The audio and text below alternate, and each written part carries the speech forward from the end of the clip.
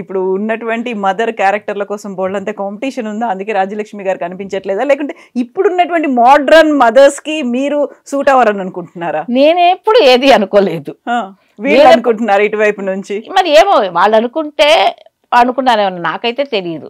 ఎందుకంటే ఎవరు నన్ను పిలిచి నాకేం చెప్పలేదు కదా నువ్వు సూట్ అవ్వవు అని. నాకు తగ్గ క్యారెక్టర్ వస్తే పిలిచేవాళ్ళు ఉన్నారు, పిలుస్తున్నారు, చేస్తున్నాను.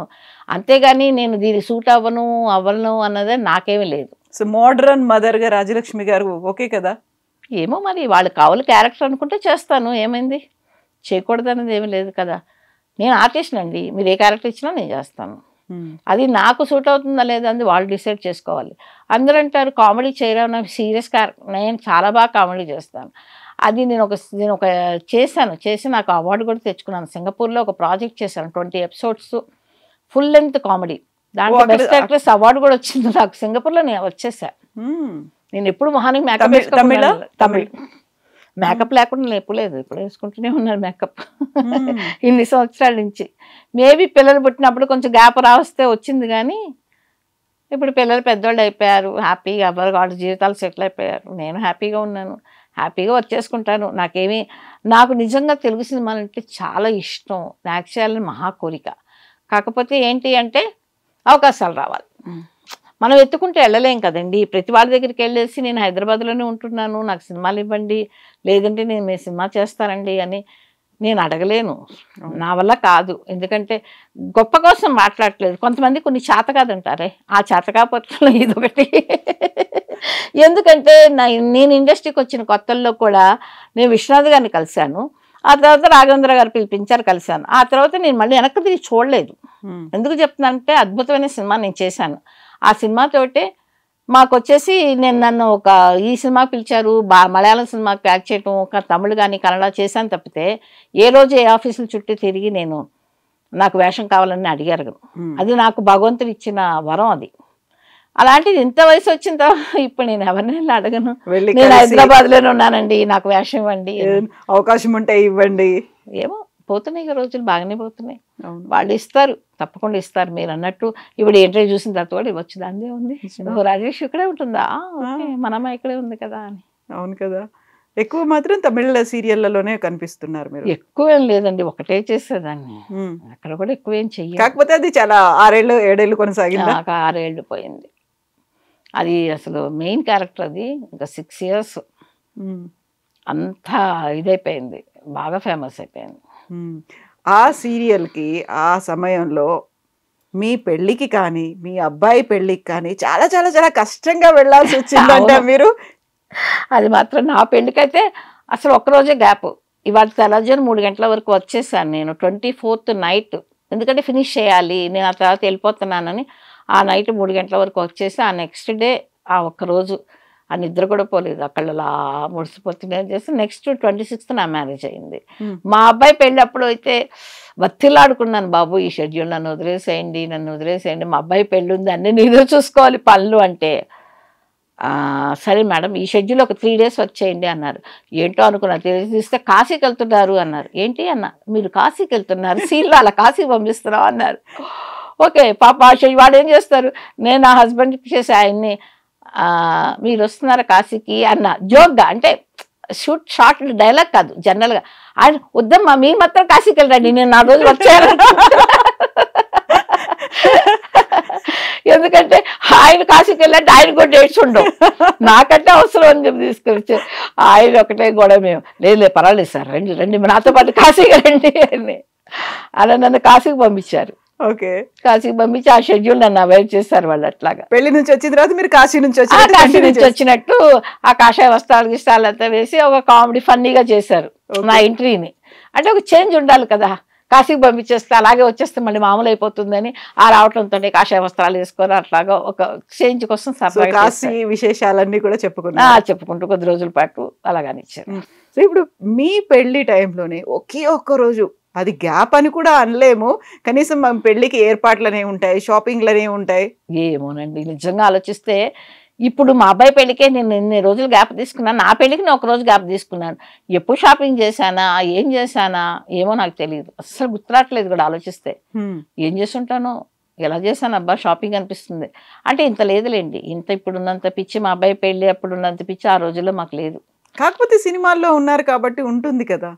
ఏమో నాకు తక్కువే. నా పెళ్ళికి ఎవరో రిసెప్షన్ ఫోటోలు చూసుకుని ఎంత సింపుల్గా ఉన్నారేంటి అన్నారు. నేను ఇలాగే ఉన్నాను. నా పెళ్ళి కూడా గుళ్ళోనే అయ్యింది. అప్పుడు మామూలుగా ఎంత సింపుల్ అంటే మామూలు ఒక ఆకుపచ్చ పట్టు చీర కట్టుకొని, ఆ బాసికం కట్టుకొని, ఆ కళ్యాణ బొట్టు పెట్టుకొని, మేకప్ ఉండదు, ఏమి ఉండదు, ఉడికి కళ్ళ కాటుక బొట్టు అంతే. నా ఫోటో చూస్తే నేను చెప్తాను, గోరింటాకు కాళ్ళకి గోరింటాకు పారాయణ నాకు చచ్చంత ఇష్టం. ఆ మెహందీ అంతా ఇక్కడి నుంచి ఇక్కడ వరకు పెట్టించుకొని అది మాత్రం పెట్టించుకున్నాను. మిగతా అంతా మామూలుగా ఇప్పుడు అంటే ఆ రోజుల్లో మామూలుగా ఈ మేకప్లు గిప్పలు ఉండే కదా ఎట్లాగో అలాగే ఉండేదండి. నాకు అలాగే ఉంటే ఇష్టం. ఎందుకంటే రోజు మేకప్ వేసుకునే వాళ్ళకి ఒక రోజు మేకప్ వేసుకోకపోతే హ్యాపీగా అనిపిస్తుందండి. ఇక మేము చేసినప్పుడు నేను 10 సంవత్సరాలు ఇండస్ట్రీలో చేసి నాకు నెలకి కాదు సంవత్సరానికి 10 రోజులు ఖాళీ ఉండేదో లేదో కూడా తెలియదు. అంత బిజీగా వర్క్ చేసాం. ఆ వర్క్ చేసినప్పుడు ప్రతిరోజు మేకప్ చేసుకున్నా. మా పెళ్లి కన్నా నేను మేకప్ చేసుకోను. నా పెళ్లి కన్నా నేను హాయిగా నాలాగా నేను ఉండాలి చక్కగా. అదే ఎలాగో ఒక యావరేజ్ కలర్లో ఉండేవాళ్ళం కదా, అలాగే ఉన్నాము. స్క్రీన్లో ఎలాగో మా ఫోటోలు బాగా వస్తాయి, చక్కగా ఉన్నాయి. చూసుకుంటే ఆహా ఎంత న్యాచురల్గా ఉన్నాయి. ఇప్పుడు చూడండి ఎవరైనా అడగండి, నా కోడలైనా సరే చక్కగా మేకప్ చేసుకున్నామ్మా, లిప్స్టిక్ వేసుకున్నామమ్మా అంటుంది. సో ఇప్పుడు అప్పుడు షాపింగ్లు ఇవన్నీ ఎలాగో చేస్తుంటాను, ఎప్పుడు చేస్తుంటాను నాకే తెలియదు. అప్పుడే ఎక్కడ కుదిరితే ఒక 2 hours వెళ్ళిపోయి 4 చీరలు కొనుక్కొని వచ్చేస్తుంటానే ఉన్నా. అది కూడా తెలియదు, గుర్తులేదు అసలు. నాకు ఒకటే గుర్తుంది ఏంటి అంటే, నన్ను వచ్చేసి నేను ఎప్పుడు రెగ్యులర్గా వెళ్ళే బ్యూటీ పార్లర్ ఆవిడంది, మీ పెళ్ళికి నేనే మేకప్ అది అంతా. నాకేం వద్దు, నా పెళ్ళికి నేనే మేకప్ చేసుకుని నాకు మెహందీ మాత్రం పెట్టండి గోరింటాకు అన్న. ఆవిడ సరే అంది. ఆ 25th రోజు వెళ్ళాను నేను, నా ఫ్రెండ్ని తీసుకుని వెళ్ళాను బ్యూటీ పార్లర్. వెళ్తే ఇలా చేతులు చాపండి గోరింటాకు పెడతా అన్నారు. చాపాను, నిద్రపోతూ ఉండేదాన్ని. ఇలా కళ్ళు మూతపడు, మేడం మేడం మళ్ళీ ఇలా అంటే రాత్రి అంతా షూటింగ్, రోజు రెగ్యులర్ షూటింగ్ చేసి అదొకటే నాకు గుర్తుంది. కళ్ళు మూతలు పడ్డమే కాదు, ఇలా చేతులు కూడా కళ్ళు మూసుకుంటే అట్టమేనే మన తెలికి వెళ్ళిపోతాయి.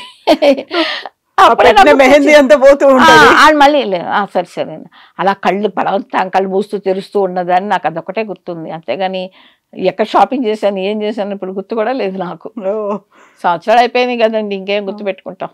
అవును, ఎన్ని సంవత్సరాలు అయిపోయింది. పెళ్ళికి ఇన్ని మీకు వింత ఎక్స్పీరియన్సెస్ అనుభవాలు ఉన్నాయి. ఆల్రెడీ మీ సినిమా ఇండస్ట్రీకి రావాలి అనుకున్నప్పుడు అమ్మ ప్రోత్సాహం ఉంది, అమ్మకి ఇంట్రెస్ట్ ఉంది కాబట్టి. మరి హస్బెండ్ ఫ్యామిలీకి వాళ్ళకు కూడా ఇంట్రెస్ట్ ఉందా? ఇప్పటికి కూడా మిమ్మల్ని సినిమాలో కంటిన్యూ చేయమంటారు? అంటే నేను ఫస్ట్ మా హస్బెండ్ ఆ కండిషన్ ఏం పెట్టలేదు నన్ను పెళ్లి చేసుకుంటే యాక్ట్ చేయకూడదని. బట్ కాకపోతే నేను ఇండియాలో లేను, అందుకోసం నేను సింగపూర్ వెళ్ళిపోయాను మ్యారేజ్ అయిన తర్వాత. అక్కడికి వెళ్ళిన తర్వాత తమిళ ప్రాజెక్టులు వస్తే చేశా. మా వారు ఎప్పుడు అబ్జెక్ట్ చేయలేదు. ఎందుకంటే అందరికీ ఆ టాలెంట్ ఉండదు, నీకు అవకాశం ఉంది కదా, నువ్వేమీ ఎత్తుకోవట్లేదు కదా, వచ్చింది చేసుకో అని చెప్పారు. అందుకోసం చేస్తాను. ఇప్పుడు రీఎంట్రీలో కూడా అలాగే వచ్చింది. సింగపూర్ అంటే మన వాళ్ళైనా, తెలుగు తమిళ ఏంటి? తెలుగు వాళ్ళు ఉన్నారు, చాలా మంది ఉన్నారు. హస్బెండ్ తెలుగు తమిళ? తమిళేను. ఆయన సింగపూరియన్ అని చెప్పను, సింగపూరియనే. కాకపోతే ఆయన ఇక్కడే పుట్టి పెరిగిందంతా ఇండియానే. ఆయన ఎక్కువ చదివిందంతా హైదరాబాద్. మా ఆయన నాకంటే తెలుగు బాగా మాట్లాడతారు. కాకపోతే సింగపూర్లో సెటిల్ అయ్యారు. సింగపూర్లో ఆయన జాబ్ చేస్తే చదువు అయిపోయిన తర్వాత వెళ్ళిపోయి సెటిల్ అయిపోయారు. ఎలా పరిచయం? అంటే పెళ్లి చూపులు గట్రాలు అయ్యాయా? లవ్ మ్యారేజా, అరేంజ్డ్ మ్యారేజా? అసలు అంటే నన్ను చూసారు ఇండియాలో, తర్వాత ఆయన ప్రపోజ్ చేశారు, వాళ్ళ పెద్దవాళ్ళు మాట్లాడారు, మా అమ్మ వాళ్ళు మాట్లాడారు. అందుకోసం మాది అరేంజ్డ్ మ్యారేజ్. ఇష్టపడే పెద్దవాళ్ళు చేశారు, అందరి ఆశీర్వాదంతో చేసుకున్నాం పెళ్లి. అంతేగాని ఎలా పారిపోయి చేసుకోవాలి సినిమాల్లో లాగా అలాంటి ట్విస్ట్లు ఏమి లేవు నాకు. చాలా మామూలుగా అడిగారు, నేను మా పెద్దవాళ్ళని అడగండి అని చెప్పాను. ఆ తర్వాత వాళ్ళ అన్నయ్యతో, వాళ్ళ నాన్నగారు లేరు, వాళ్ళ అన్నయ్యతో మాట్లాడించారు మా అమ్మ వాళ్ళతో. మా అమ్మాయికి ఇష్టం అయితే మాకు అభ్యంతరం లేదని మా వాళ్ళు చెప్పారు. ఆ తర్వాత వీళ్ళు మాట్లాడుకున్నారు, సెటిల్ చేసేసి అంతే. సినిమా ఇండస్ట్రీలో ఉన్నారు. సినిమా ఇండస్ట్రీలో ఉంటే ఇక్కడ ఉండే ఒక గ్లామరస్ గా కనిపించే వీళ్ళెవరు మీరు చూడలేదా? వీళ్ళెవరు? అదంతా ఏమి లేదు. నాకు వచ్చింది అప్పుడు నా కళ్యాణ గీత అలా ఉంది, అలా వెళ్ళి చేసుకున్నాను. అంతేగాని గ్లామరస్ అది ఇదంతా అలా ఏం లేదు. ఏమో అవకాశం ఉంటే చేసుకునేదాన్ని అన్న. ఎవరు నాకు ప్రపోజ్ చేయలేదు. అందుకోసం నాకు ప్రపోజ్ చేస్తే ఆలోచించదాన్ని. ఎవరైతే ప్రపోజ్ చేశారో ఇమ్మీడియట్ గా ఓకే చెప్పేశారు. అది ఇమీడియట్ గా చెప్పలేదు, అప్పుడు కూడా నేను మా పేరెంట్స్ అడగమనే చెప్పాను. చాలా బుద్ధిమంతురాల్లాగా. అలాగే ఆవిడ మేము అంత బుద్ధిమంతులేనండి, 80s కిడ్స్ మేము. అందరూ అంటారు మీరంతా 1980 కిడ్స్, మీరు బ్రహ్మాండమైన గోల్డెన్ పీరియడ్ లో ఉండొచ్చారు. ఇప్పుడు కంటే అది అంతా చాలా మంది చెప్పే మాటలు అవి. మీరున్నదంతా స్వర్ణయుగం అంట, మాది 80s.